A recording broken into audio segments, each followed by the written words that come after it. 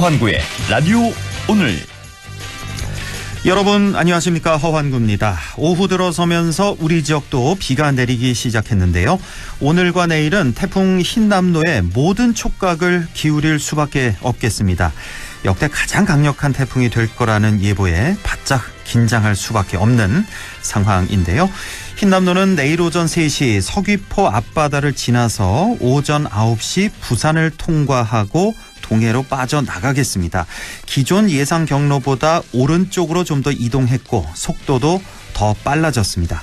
그렇지만 태풍의 영향이 약해진 건 아닌데요. 강풍 반경이 400km나 되기 때문에 한반도 전역이 영향권입니다. 벌써 제주도 일부 지역의 주택과 상가가 침수되고 도로 위로 갑자기 불어난 물에 차량이 잠기면서 4명이 고립됐다 긴급 구조되기도 했습니다. 비 피해, 바람 피해 없도록 철저히 대비해야겠습니다. 9월 5일 월요일 라디오 오늘 광고 듣고 시작합니다.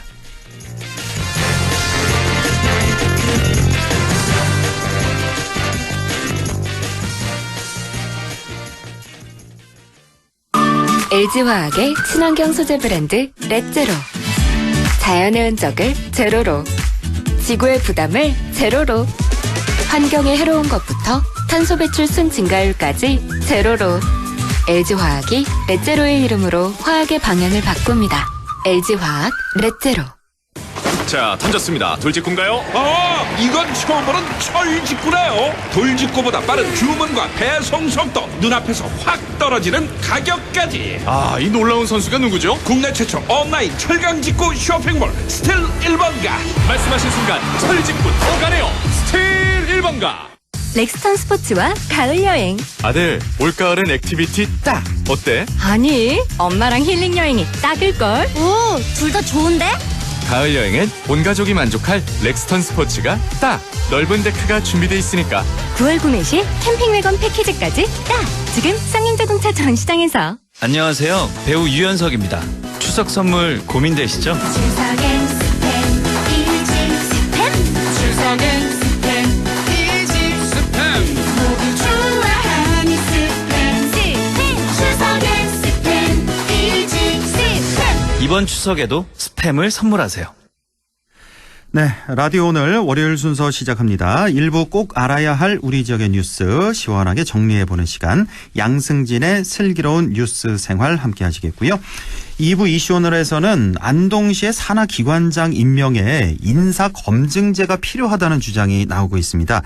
잠시 후 안동시의회 안유한 의원을 연결해서 자세한 얘기 들어보겠습니다. 이어서 국립안동대학교 사학과 안상준 교수를 연결해서 안상준의 세상 읽기도 함께하죠. 라디오 오늘 생방송 놓치신 분들은 유튜브로도 다시 들으실 수 있습니다. 많은 애청 바랍니다.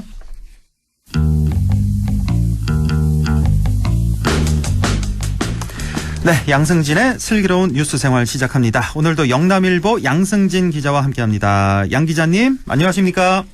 네, 안녕하세요. 예, 자, 작년이었죠? 대흥행을 한 오징어 게임을 비롯해서 K 콘텐츠가 세계적인 대세로 확실히 자리를 잡았습니다. 자, 이런 콘텐츠 산업을 집적화할 수 있는 페스티벌이 다음 달에 안동에서 열린다고요? 네, 정식 명칭은 K-스토리 페스티벌로 10월 20일부터 이틀간 안동에서 열릴 예정입니다. 대회 명칭에서 알 수 있듯이 지역뿐만 아니라 전국의 드라마, 소설 작가들이 모이는 자리가 될 것으로 예상이 됩니다. 국내 작가뿐 아니라 세계적으로 유명한 작가들도 한데 모이고, 또 이들의 작품을 콘텐츠화할 수 있는 제작자들, 방송사 관계자들, 그리고 OTT 관계자 등 총 500여 명이 참석하는 국내 최대 규모 행사로 치러지게 됩니다. 이게 처음 열리는 거라고요, 그렇죠? 예, 뭐 드라마, 소설 작가들 총망라하고 뭐 제작자, 방송사, OTT 관계자 등등. 예.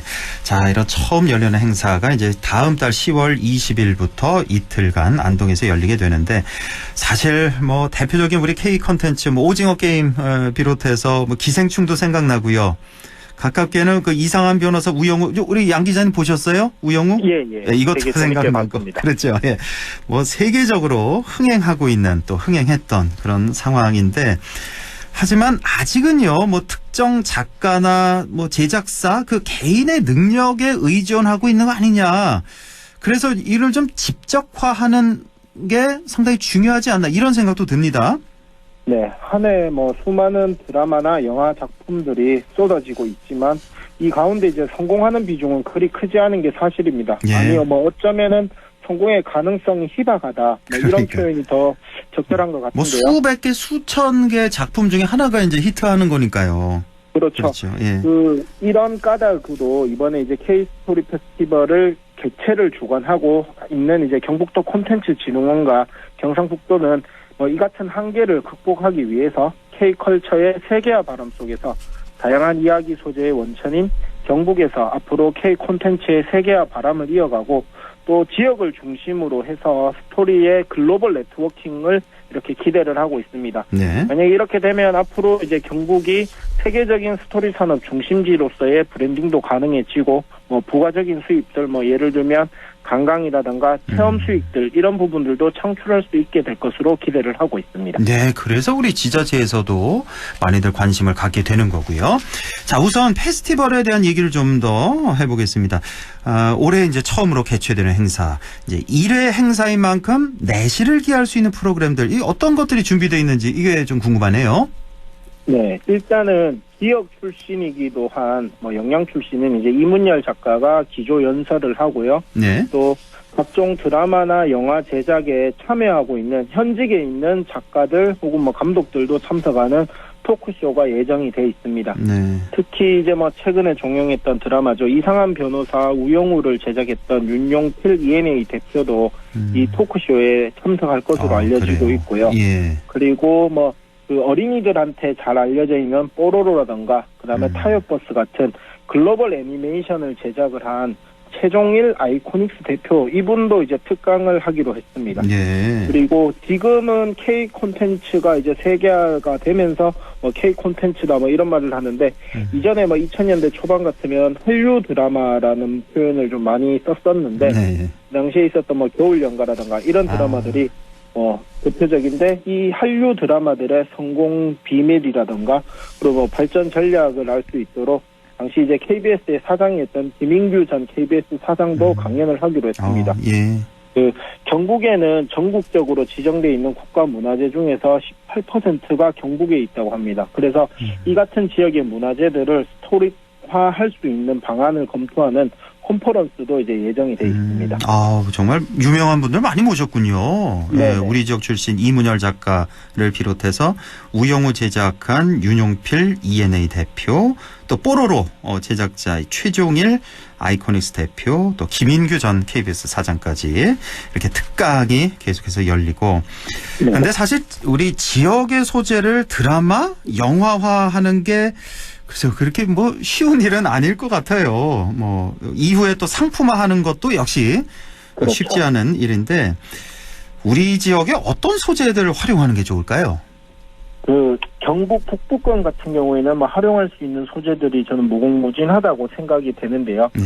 지금 이제 안동과 영주에서는 세계 유산 축전이 열리고 있는데 예. 경북 북부권 그러니까 안동과 영주를 중심으로 해서 선비 문화라든가 유교 문화의 본거지로서 시나리오화 할 수 있는 소재가 충분하다고 봅니다. 네. 최근에는 이제 대체 역사물이라고 표현을 해서 역사에 있었던 사실을 그대로 전달하는 형태에서 벗어나 시대적인 배경은 과거지만 극적 장치라든가 극적인 허용 등을 통해서 다양한 장르의 사극의 제작이 유행을 하고 있습니다. 요즘에 이런 사극이 많은 것 같더라고요. 그러니까 이런 게 이제 대체 역사물이라고 한다고요?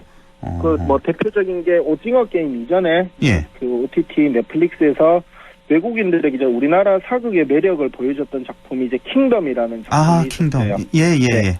이 작품 일부 촬영이 이제 문경에서 이루어지기도 했었는데 예. 킹덤 같은 작품들을 이제 사실 대체 역사물이다 이렇게 할 수가 있으니까 그래서 이제 북부권의 유교나 선비 문화를 잘 활용을 한다면 대체 역사물 장르에서도 충분히 좋은 작품을 만들 수 있지 않을까 이렇게 생각이 됩니다. 그렇겠네요. 역시 우리 지역은 유교 선비 문화를 활용한 사극 쪽에 가능성이 있겠다 이렇게 보시는 거고, 네네. 예, 역사 문화 자원을 잘 활용하자 이런 말씀이시네요.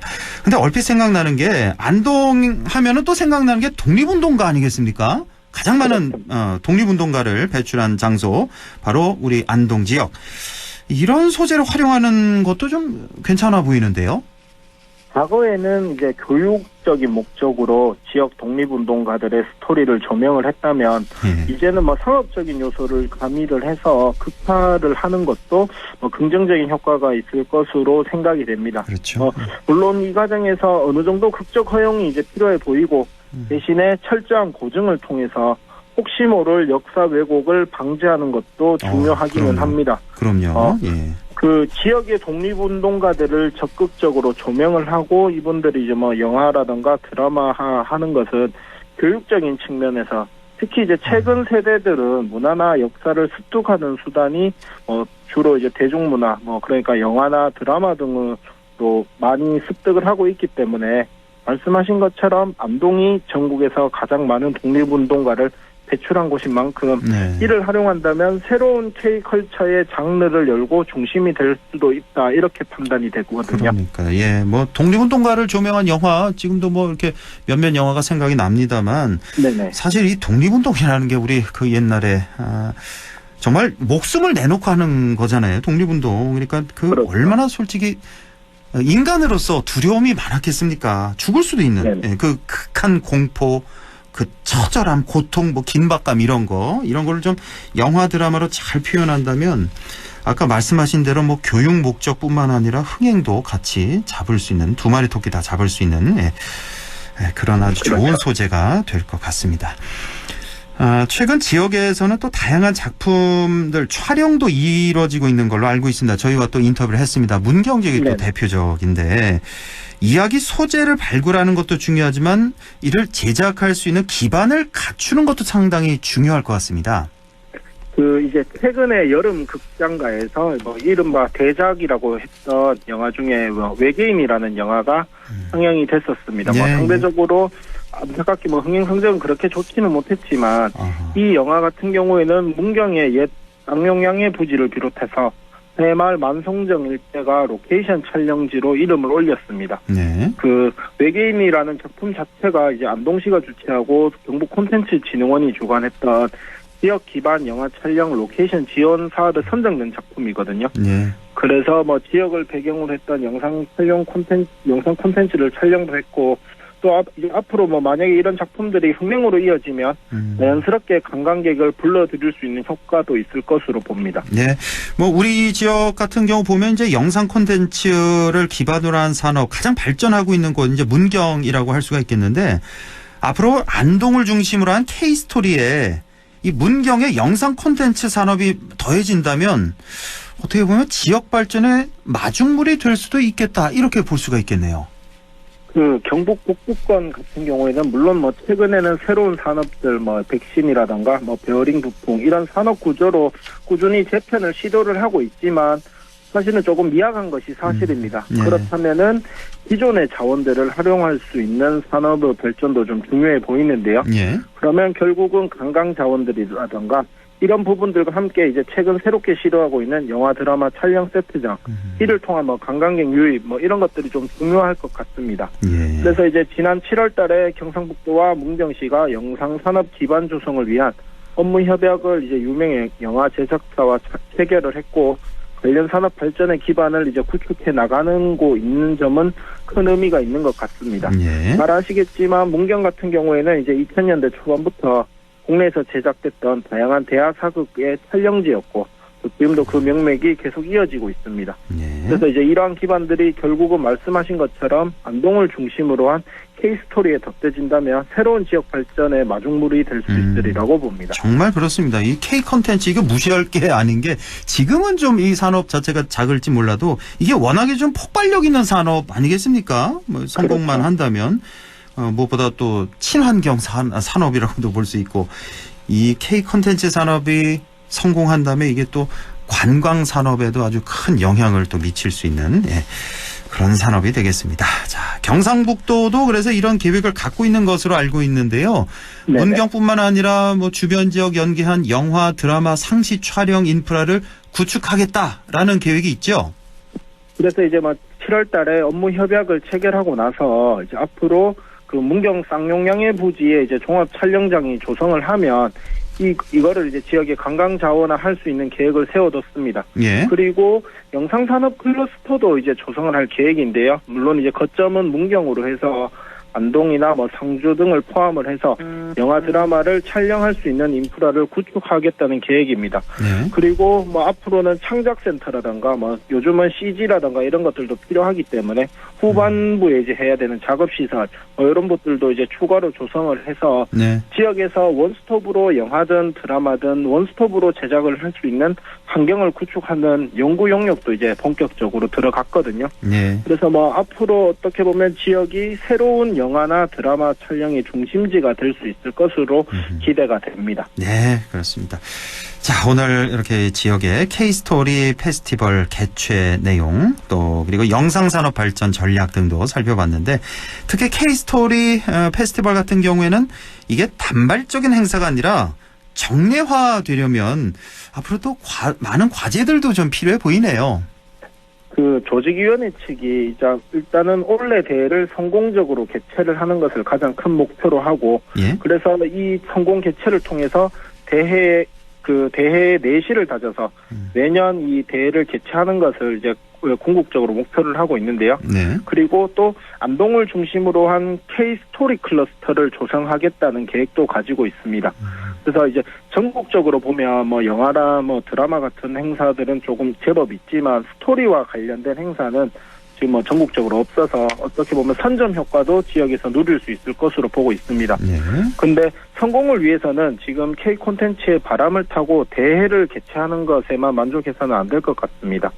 뭐 한국이 이제 다양한 드라마나 영화의 세계적인 흥행으로 문화 강국의 반열에 올라선 만큼 앞으로는 전 세계를 타겟으로 하고 또 지역을 소재로 한 스토리나 콘텐츠를 발굴하는 노력도 좀 중요해 보입니다. 예. 그 지난번에 이제 K-스토리 페스티벌 그 조직위원회가 이제 대회 개최에 대해서 기자회견을 하면서 네. 안동은 한국 정신문화의 고장으로서 앞으로는 이를 뛰어넘어 문명의 고장이 돼 스토리 콘텐츠 산업을 통해 세계로 나가야 한다. 뭐 이렇게 설명을 했었거든요. 네. 이 말이 좀 반드시 지켜질 수 있도록 그래서 남은 기간 대회 개최 준비도 만전을 기할 수 있도록 그렇게 했으면 좋겠습니다. 그럼요. 예, 꼭 그렇게 되기를 저도 바랍니다. 자, 오늘 K-스토리 페스티벌 얘기 그리고 K 콘텐츠 산업에 대해서도 얘기 나눠봤습니다. 영남일보 양승진 기자와 함께했습니다. 고맙습니다. 네, 감사합니다. 네, 라디오는 잠시 후 2부에서 뵙겠습니다.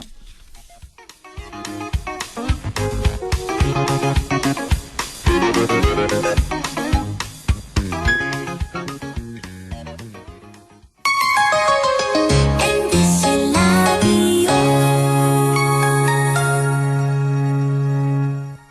가구 살 땐 꼭 한번 가보자. 안동 명품 가구 백화점. 흑표 흑침대, 양성국 갤러리, 금성침대, 한국 가죽 소파, 장수돌 침대. 다양한 브랜드 가구를 한 곳에서 쇼핑할 수 있는 대형 가구 전시장. 안동 명품 가구백화점.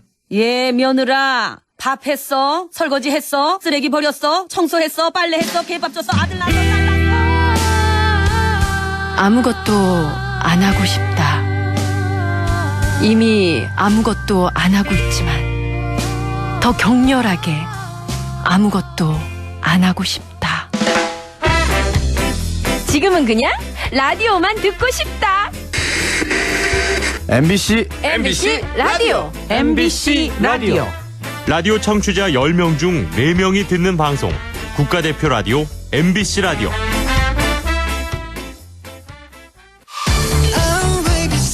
당신은 무슨 세대인가요?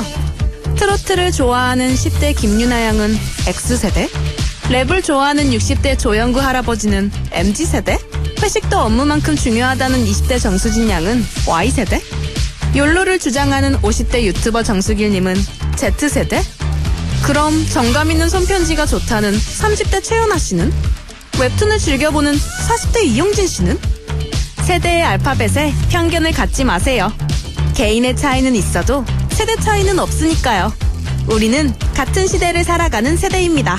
공익광고협의회. 마음을 열어줘 다가가 나 속삭이도록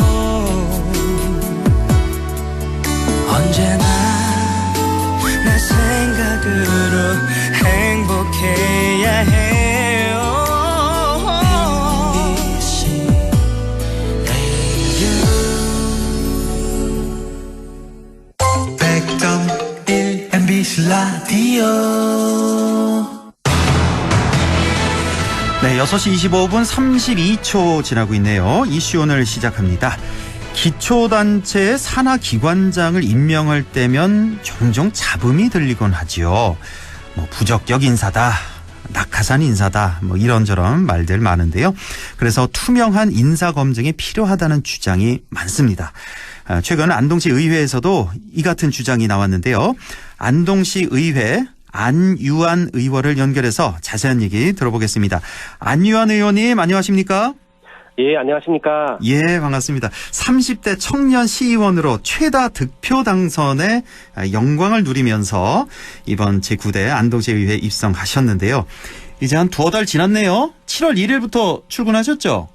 예, 맞습니다. 그렇죠. 한 두어 달 예, 지나고 있는데 먼저 의정 활동 소감 전체적으로 어떠신지 좀 먼저 여쭤보고 몇 가지 더 여쭤볼게요. 예, 알겠습니다. 예. 예, 먼저 지난 6일 전국 동시지방선거에서 많은 성원을 보내주신 우리 지역구 주민분들과 안동 시민분들께 감사의 말씀을 전합니다. 지금 태풍 흰남노가 북상 중인데 지역에 수재 피해가 없기를 기원을 하고 모두 안전에 유의하셨으면 좋겠습니다. 네, 꽤 바쁘게 두 달이 지나갔는데 3번의 임시회를 마치고 지역 행사와 더불어서 바쁘게 시간을 보냈습니다. 뭐 지난 두 달을 돌이켜보면 나름대로 이것저것을 다니려고 노력을 했습니다만은 주로 이제 여러 사람들의 부름에 응해서 활동을 하다 보니 의정 활동의 면에서 좀 주도적이고 체계적인 면은 부족하지 않았나 반성은 하게 됩니다. 앞으로는 보다 효율적으로 빠진 곳 없이 지역을 살필 수 있도록 노력을 해야 될 것 같습니다. 예. 자, 이제 한 두어 달 정도 의정 생활을 하고 계시는데 아마 잘 모르실 수도 있을 텐데 몇 가지만 우리 예. 지역 의원들은 뭐 어떻게 생활하나 이게 준비된 질문은 아닌데 예, 그냥 뭐 단답식으로 말씀하셔도 되고요. 예, 예. 하루 일과가 어떻게 되는지 좀 궁금해요. 그러니까 뭐 혹시 뭐 매일 출근을 하시는 건지 뭐 출근 시간은 어떻게 되는 건지. 예. 예, 예. 뭐 출근 장소는 딱히 정해져 있지 않고요. 예. 지금 이제 안동시 의회에 사무실이 마련이 되어 있는데, 예. 시의회에서 사무를 보거나 아니면은 뭐 공무원들과 이야기를 할 경우도 많지만은 사실 이제 기초원이다 보니까 지역구 주민분들과 보내는 시간이 더 많은 것 같아요. 아, 그래요. 예. 예, 그래서 민원이 있으면 민원 현장에 가서 보기도 하고, 그리고 뭐 다른 뭐 경로당에 가서 인사를 하기도 하고, 그리고 이제 회기가 되면은 이제 보통 2시부터 회기가 되는데, 네. 회기가 되면은 이제 본회의장에서 참석을 하고, 그리고 이제 복위원회가 있는데 위원회에서도 뭐 안건 심의를 하고 그렇게 보내고 있습니다. 그렇군요. 뭐 그 시의회 그 청사 출근하는 것보다는 현장 중심으로 이렇게 다니셨군요. 예, 예. 혹시 그 출석 체크 같은 것도 하나요? 회기 중에? 예, 뭐 사실 하긴 하나요? 출석이 기록이 다 됩니다. 그렇죠. 예, 전자 출석 방식으로 이제 기록이 되다 보니까 예. 뭐 18명 중에 재석 17석, 부재 1석 이렇게 다 기록이 되고 있습니다. 그렇죠. 예. 그리고 이것도 참 좀 궁금했던 질문이 하나 있는데, 예. 이제 의회 입성하기 전에 그 생각했던 어떤 왜 의원 상이 있잖아요. 예. 그 생각했던 것보다 실제 내가 의원이 되고 나니까 이건 정말 다르더라. 그러니까 의원 생활이 이럴 줄 알았는데 실제 되고 보니까 완전히 이게 생각과 좀 달랐던 점 한 가지가 있다면 뭐가 있을까요? 예, 사실 뭐 저도 사실 의회에 들어오기 전에는 예. 지방의회 의원님들이 그렇게 일이 많지 않을 것이다. 아, 예, 그렇게 생각하는 분들 많습니다. 예, 예. 회기 때만 뭐 참석하면 되는 거 아닌가. 예. 예, 그렇게 오해를 했습니다만 이제 막상 들어와 보니까 뭐 지역 주민들이 아무래도 가장 생활 가까이 밀접하게 있는 기초원이다 보니까 많이들 찾아주고 계십니다. 이제 항상 뭐 필요하실 때나 좀 불편하신 게 있으시면 전화를 자주 주시고 또 그러면 거기 나가보고 하는 일이 많다 보니까 뭐 꽤 바쁘게 보내고 있습니다. 그러니까 생각보다는 상당히 바쁘군요. 예, 의원 맞습니다. 생활이. 그리고 공부를 해야 될 것도 굉장히 많고. 공부할 것도 많고, 그럼요, 당연하죠. 예. 그러니까 보면은 우리 안유한 의원님 같은 경우 이제 청년 의원이니까 이번 이제 초선 의원 지금 37살이죠 나이가. 예, 맞습니다. 예. 우리 나이로 37살. 그러니까 이런 청년 의원들 보면서 저는 정말 응원해주고 싶고 기존에 왜 선배 의원들 많이 있잖아요 의회에. 예, 맞습니다. 보면은 물론 안 그런 의원들도 많습니다만. 뭐 관례라는 이름으로 좀 바람직하지 못한 이런 행동하는 그런 의원들도 많이 있잖아요. 절대 그런 분들 따라하시면 안 되고 새로운 청년 의원 상을 좀 확립을 해 주셨으면 좋겠습니다. 저는 개인적으로. 예, 맞습니다. 예, 저도 그렇게 생각하고 있습니다. 지금 안동시의회 청년 의원들 몇 분 되죠? 지금 몇 명이죠? 총? 청년의 이제 정의를 요즘은 뭐 만 39세까지 청년이라 하기도 하고 예. 또 뭐 정당 같은 경우에는 45세까지도 청년으로 보기도 합니다. 예. 그래서 이제 그렇죠. 예. 45세까지 기준으로 잡으면 총 3명이 지금 있습니다. 3명이 예, 청년 의원. 예. 그러니까 뭐 제가 시민을 대표해서 이렇게 부탁 말씀드린 거예요. 우리 의회도 예, 점점 예. 발전해 나가야죠. 예. 예, 맞습니다. 그렇죠. 예. 자, 이제 본론 들어가겠습니다. 최근에 이제 안유한 의원님께서 본회의 5분 발언을 하셨네요. 보니까 여기서 예. 이제 산하기관장 인사검증제도 도입을 주장하셨는데, 자, 예. 어떤 취지로 이런 말씀을 하신 건가요? 예, 뭐 새로운 인사철이면은 인사가 만사다라는 말이 나오고 뭐 여러 가지 말들이 많이 나옵니다. 네. 사람을 채용하고 배치하는 게 그만큼 어려워서 그런 것 같은데 만일에 이제 그 과정에 적합하지 않은 인사가 선임된다면 당연히 문제가 되고 결론적으로는 자격이 맞는 인사가 들어오게 되더라도 그 과정에 있어서 여러 가지 소문이나 추측들이 돌게 되면은 임명하는 사람이나 선임된 사람이나 모두 상당한 부담을 안고 업무를 시작하게 됩니다. 네. 예, 그래서 그런 거를 방지하고자 의회는 시민들을 대표하는 의결기관이자 방청이 누구에게나 허락이 되어 있고 네. 접근이 쉬운 장소입니다. 그래서 이제 임명권자가 독립된 기관에서 인사 후보자의 자질과 능력 그리고 이력을 검증을 하고 공개하는 자리를 만들면 임명의 정당성이 모두 확보되고 과정이 투명해지면서 잡음이 좀 없어질 수 있다는 장점이 있습니다. 그리고 네. 주민들의 알 권리도 보장이 될 수가 있고요. 그래서 안동시 산하기관장의 인사 검증제도 도입을 주장하게 되었습니다. 예. 혹시 이 인사 검증을요, 뭐 예. 어느 정도 수준으로 하게 될지 거기까지 좀 생각하셨는지, 우리 왜 국회 인사청문회 하는 거 보면은 예. 그 정도까지는 좀 시의회에서는 좀 힘들 것 같고 예. 어떤 방식, 어떤 방법의 검증 제도를 혹시 거기까지도 구상을 해보셨나요? 어떤 예, 식으로 지금 하겠다? 예, 그 검증 항목과 뭐 검증 채널의 다양성에 대한 논의가 계속 나오고 있는데요. 예. 예, 기본적으로 이제 뭐 범죄 경력이라는 거는 필수적으로 예. 공개가 되어야 될 것 같고, 그렇죠. 그리고 이제 뭐 자질과 능력, 이력인데, 일단 그 국회처럼 이렇게 뭐 법적으로 안전장치가 마련된 건 아니다 보니까 네. 국회의원들은 이제 법적으로 보호를 받는 부분이 있는데 그렇죠. 지방의원들까지는 그런까지는 없습니다. 그런 게 없습니까? 예. 조금 한계점은 있지만은 예. 그래도 이제 공개된 장소에서 나오려고 하면은 만일 거기에 나오기를 굉장히 꺼려하는 사람도 있을 수 있지 않겠습니까? 그렇죠. 예. 예. 그런데 그런 사람들은 적어도 걸어질 수 있지 않나. 이제 그렇게 생각을 하고 있습니다. 그렇죠. 예. 자, 안동시 산하기관 현황이 어떻게 되고 또 예. 현재까지 기관장 임명은 어떤 방식으로 이루어져 왔습니까? 예, 산하기관은 크게 안동시 같은 경우에 지방공기업과 출연기관이 있습니다. 지방공기업과 출연기관 이렇게 나뉘어지는군요. 예, 크게 두 가지로 나눠지고 있습니다. 예. 예, 지방공기업은 안동시 상하수도 사업소와 시설관리공단이 있습니다. 네. 예, 상하수도 사업소는 안동시장이 기관장이고 지방직영기업입니다. 네, 그리고 시설관리공단은 올해 8월 31일에 기관장의 임기가 종료되었고 예. 임명권자는 안동시장이고 1회에 한해서 연임이 가능합니다. 예. 예, 그리고 출연기관으로는 한국정신문화재단과 안동시 장학회가 있습니다. 예. 예, 정신문화재단은 재단 이사회의 의결로 기관장이 선임이 되고 이사 중에 안동시장이 포함되어 있습니다. 그리고 안동시 장학회는 기관장이 총 2명인데 예. 1명은 안동시장이 당연직으로 기관장이 되고 이외에 이사회 의결로 기관장이 1명 더 선임이 됩니다. 안동시 장학회는 기관장이 2명이네요, 그러면? 예, 2명이 있습니다. 회장이 1명은 2명. 당연직으로 시장이 들어갑니다. 그러니까 산하기관, 우리가 왜 흔히 얘기를 많이 하는데 크게 두 가지. 지방공기업, 출연기관 이렇게 나뉘는데 예. 지방공기업에는 안동시 상하수도 사업소와 시설관리공단이 있다. 예. 이게 지금 대표적으로 두 가지 말씀하신 거예요? 아니면 더 있는 거예요? 이 두 가지만 있는 거예요? 크게는 종류가 이제 지방공기업, 출자기관, 출연기관 3가지가 있는데 세 가지, 예. 예, 안동시 같은 경우에는 출자기관은 지금 없습니다. 없고. 예, 그리고 지방공기업으로는 지금 안동시 상하수도 사업소와 시설관리공단 2개가 있습니다. 2개만 있는 거예요? 지방공기업이? 예, 있고. 출연기관, 한국정신문화재단과 안동시 장학회 말씀해 주셨는데 이것도 역시 두 가지만 있는 겁니까? 두 곳만? 예, 2가지만 있습니다.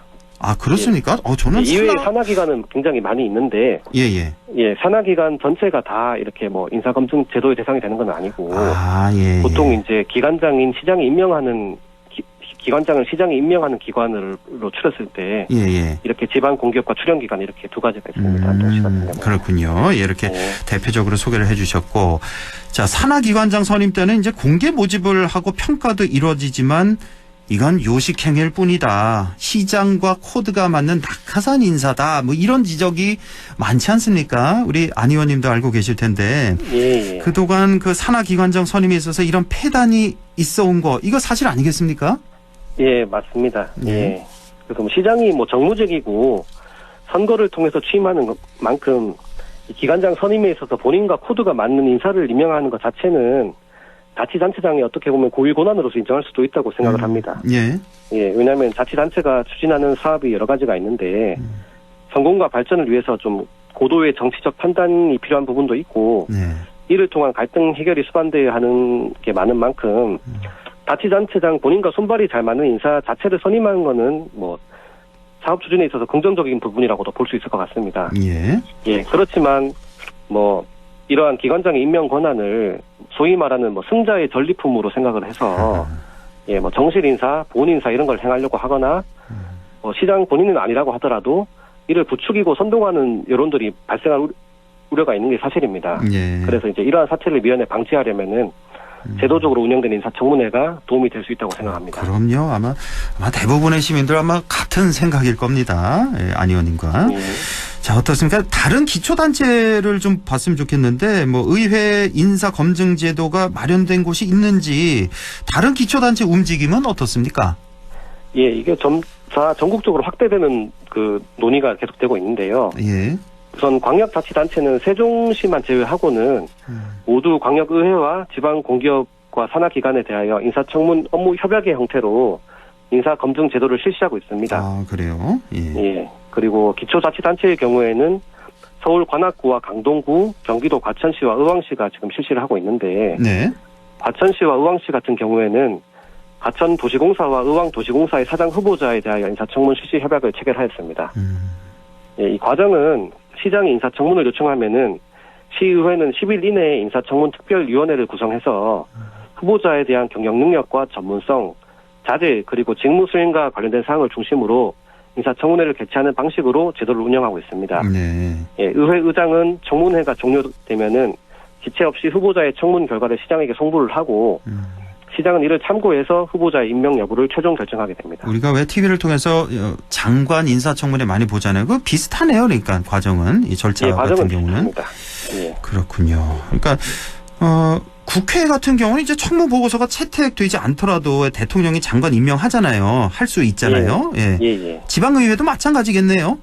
예, 지방의회도 이런 뭐 인사청문회 결과 자체가 시장을 구속하는 건 아닙니다. 예, 알겠습니다. 자, 인사검증제도를 도입하더라도 제대로 운영이 되지 않는다면 이게 다 무용지물이 될 텐데 인사검증제도가 효과를 발휘하기 위해서는 어떤 방안들이 필요할까요? 예, 앞서서 말씀드렸다듯이 현재 지방의회 차원의 인사검증제도가 법적인 구속력이 없다는 한계점이 있습니다. 그래서 이제 이거를 조례로서 제정할 수는 없고 보통 의회와 시 집행부가 업무 협약의 형태로 체결을 하게 되는데, 우리나라 같은 경우에 이제 예전에 지방에서 조례로서 뭐 의회 사전 동의를 받게 하는 이런 조례안을 만든 적이 있었는데, 이게 모두 이제 자치단체장에게 부여된 전속적인 권한을 침해한다고 해서 거의 대법원에서 위헌 무효 판결을 받았습니다. 예, 그래서 이제 제도의 효과적인 운영을 위해서 가장 좋은 방법은 아예 법령을 개정해서 지방자치법과 같은 상위 법령에서 인사청문 제도를 법제하는 게 가장 좋은 방법인 것 같습니다. 예, 서울시의회 같은 경우에도 2016년 10월부터 지방분권 태스크포스를 출범을 해서 인사청문회 법제화가 포함된 지방자치법 개정에 대해 개정을 하려고 노력을 하고 있습니다.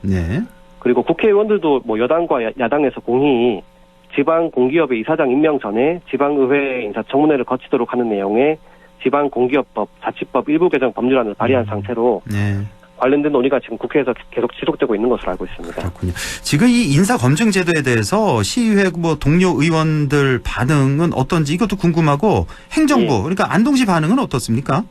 예, 동료 의원들은 대체로 이제 능력 위주 인사와 시민들과의 소통력 강화를 위해서 인사검증제도의 취지 자체를 동의를 하고 지금 어떤 항목을 검증할 것인가 또 어떤 통로로 이 인사청문회 대상자에 대한 정보를 얻을 것인가 이러한 논의가 지속적으로 되었으면 한다는 그런 의견이었습니다. 예. 예, 시 집행부에서 아직 뭐 공식적으로 반응이 나온 것은 없습니다만은 아마 검토하는 데 시간이 좀 더 필요하고 다른 지방자치단체의 사례를 충분히 참고해서 장단점을 살펴볼 것으로 예상이 됩니다. 그렇군요. 아무래도 뭐 행정부에서는 그러니까 안동시에서는 좀 꺼리겠죠 아무래도. 예. 그래도 좀 밀어붙이시기 바랍니다, 안 의원님. 예. 알겠습니다. 자, 인사검증제도 도입의 필요성과 의의 다시 한번 좀 정리해 주시죠. 마지막으로. 예. 지금 이제 인사검증제도가 법적인 구속력이 없다는 한계점은 존재하지만은 임명권자와 독립된 기관에서 절차와 검증 항목도 공개가 되고 시민의 방청이 자유로운 만큼 소위 말하는 보훈인사, 밀실인사의 방지책으로서는 그 역할을 할 수가 있기 때문에 안동시의 시정 운영에 도움이 되는 제도라고 생각합니다. 예. 네, 그리고 이제는 이러한 인사검증 제도가 단체장과 지방의회 어느 일방의 행위가 아니라 뭐 권한을 뺏어온 이런 부분이 아니고 단체장과 지방의회 간의 공동임명 행위의 과정이자 그로 인한 부작용인 정치적 책임도 함께 나누는 것이라는 사고의 전환이 필요한 시점이라고 생각을 합니다.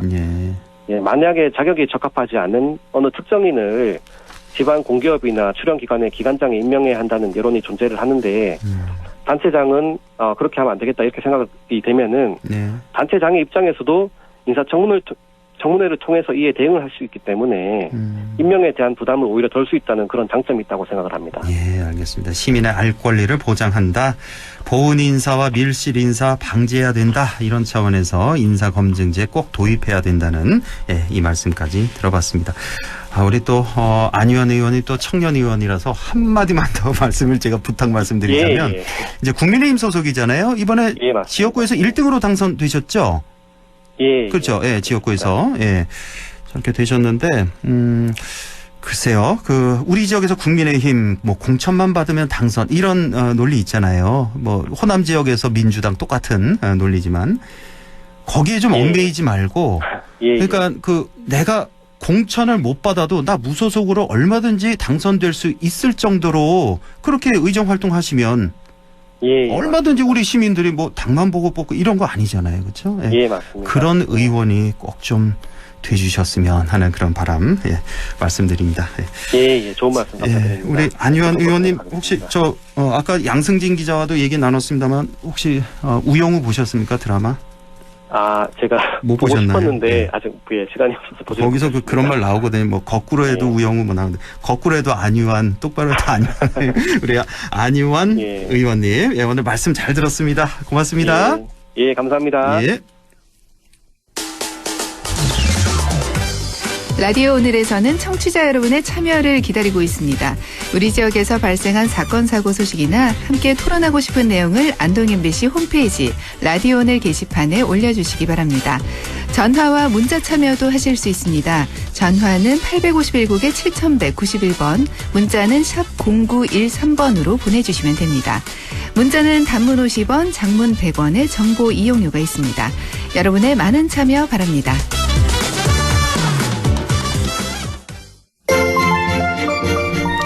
네, 세상 읽기 시작합니다. 오늘도 국립안동대학교 사학과 안상준 교수와 함께합니다. 안 교수님 안녕하십니까? 네, 안녕하세요. 아유, 오랜만에 뵙겠습니다. 잘 다녀오셨나요? 예. 회사에서 강제 휴가를 보내서 어쩔 수 없이 다녀왔습니다. 자, 오늘 교수님 어떤 얘기 준비하셨어요? 오늘은 아무래도 내일 한반도를 강타할 태풍 흰남노에 대한 얘기를 좀 해볼까 합니다. 아유, 준비 잘하셨습니다. 그나저나 이 흰남노. 지금 오늘 밤부터는 우리 지역도 꽤 바람 세지고요. 네. 내일 오전에 한 9시, 10시쯤 아주 최고조에 달할 것 같은데 정말 걱정이 되네요. 이거 네. 지금 예보에 따르면 태풍의 위력이 초강력, 매우 강, 그러니까요. 아주 무시무시한 그런 세력을 유지하고 있어서 정말 제대로 이 한반도로 강타를 하면은 피해가 극심하리라고 예상이 되는데 한편으로는 예보가 틀렸으면 하는 바람도 없지 않습니다. 아니 그거 교수님뿐만 아니라 아마 모든 국민들 다 그렇게 생각할걸요? 제발 이번만은 좀 틀렸으면 좋겠다. 우선 예보.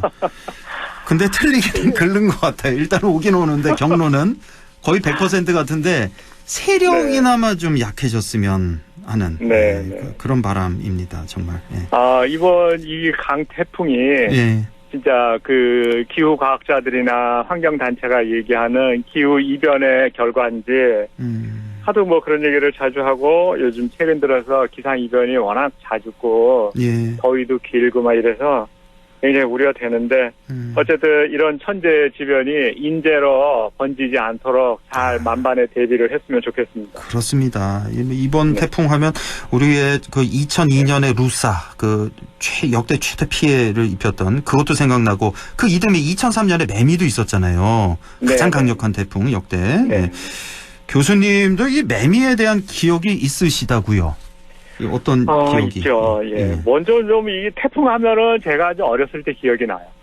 제가 우연히 그 중고등학교 시절을 서울 한강 부근에서 다녔어요. 그래요? 예. 그러니까 이제 주기적으로 뭐 태풍이 온다, 또는 뭐 집중호우가 있다 그러면 한강이 불어가지고 저 소양강 댐부터 열어가지고 팔당댐 열고 그러면은 한강에 막 수위가 올라가면서 이제 다리가 통제되고 그랬던 기억이 나고 물살이 그냥 어마어마했던 게 기억이 나는데 그런 기억이 제가 한동안 사라졌었어요. 그 오랫동안 유학을 가 있는 동안에 그러다가 제가 공교롭게도 2003년 9월에 여기 안동에 내려왔는데 마침 그 달에 매미가 불었어요. 그 달에 맞아요. 2003년 9월에 매미. 추석 직전이었던 걸로 내가 기억하는데 못 잊으시겠네요. 오자마자 매미. 그래가지고 한강이 아니라 낙동강에서도 이런 어마어마한 일들이 벌어지는구나. 물론 뭐 태풍이 전국적인 피해를 입혔고 특히 영남 지역에 많이 이제 그때 피해가 심했으니까. 그런데 그때 이제 낙동강 준치를 보니까 강변도로 거의 수위까지 그냥 물이 차오르고 그런 모습 보면서 굉장히 좀 두려웠던 그런 기억이 있습니다. 그러네요. 예. 자, 이렇게 태풍 뭐 집중호우 이런 거 내릴 때마다 우리 왜 기상 예보가 그 왜 틀리는 경우가 종종 있잖아요. 그렇죠. 근데 그 기상 예보 이 오보에 대해서 우리 교수님 어떻게 생각하세요? 이거 참 어려운 문제예요. 한 가지 이제 사례를 들면은 제가 이제 아마 앵커님들 기억하실 때 2018년이 무지무지하게 더웠던 해입니다. 기억합니다. 예. 엄청 그때 뭐 40도 가까이 올라가지 않았나요? 저 홍천 그쪽 뭐 최고 기온. 하양 쪽은 40도가 넘었었죠. 하양, 경남 하양. 네. 그런데 그해 이제 태풍 18호 태풍, 19호 태풍이군요. 쏠릭이라는 그 태풍이 올라왔는데 이게 한반도를 강타해서 엄청난 피해를 줄 거다라고 예보를 했었는데 정작 태풍의 경로가 남쪽으로 치우치면서 한반도에는 영향이 거의 없었어요.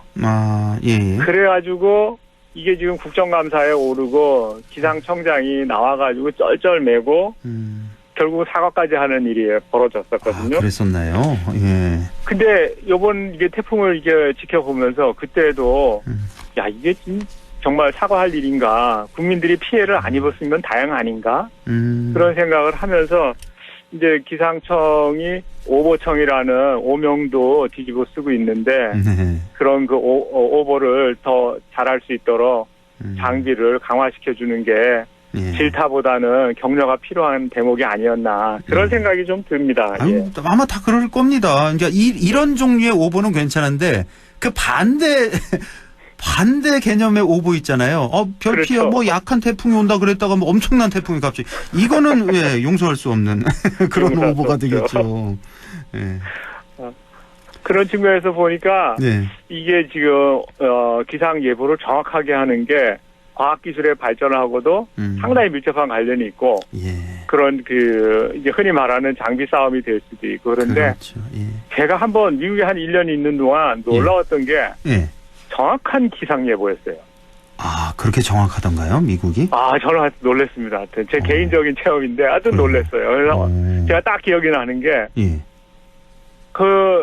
이제 뭐 날씨가 멀쩡했는데 오후 3시부터 눈보라가 올 거라는 거예요. 멀쩡하다가 그러면서 이제 눈 폭풍이라는 표현을 쓰길래 내가 저희 집주인한테 이게 날씨가 이렇게 좋은데 뭐 눈폭풍이라는데 이게 잘 이해가 안 된다 그랬더니 좀 기다려 보라 그러더라고요.